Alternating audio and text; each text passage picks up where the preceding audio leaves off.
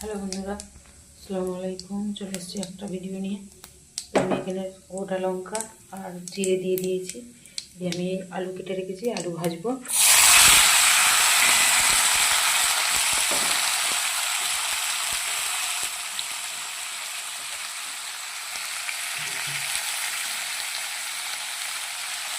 লবণ দিয়ে দিলাম।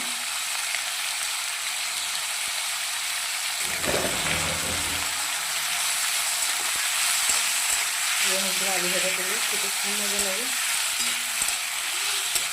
স্বাদও হয়েছে। খালি যে মশলাগুলো স্বাদ হয় তা না,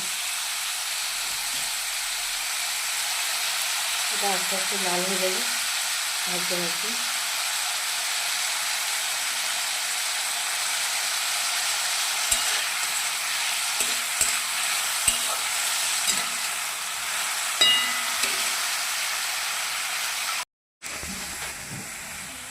বন্ধুরা দেখুন, আলুটা আমার হয়ে গেছে। আমি বলেছিলাম না, আলুটা ভাজার সময় কালার বদলে যাবে।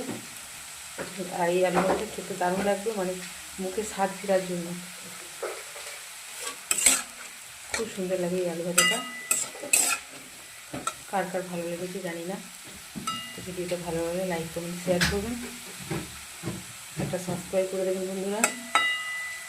আর শীতের সন্ধ্যে এরকম আলু ভাজা পরোটা বা রুটি বা মুড়ি যাই খান না কেন খুবই ভালো লাগবে।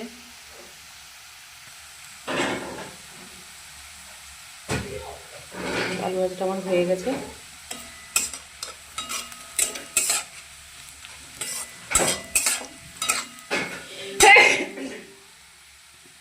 আলহামদুলিল্লাহ। তো বন্ধুরা, আমার খুব সর্দি করে গেছে। এই আলু ভাজাটা খেতে খুবই ভালো লাগবে, ওই জন্য আরও ভেজেছি। তো এখনকার মতো বিদায় নিচ্ছি বন্ধুরা, দেখা হবে পরবর্তী ভিডিওতে। টাটা, খুদা হাফেজ।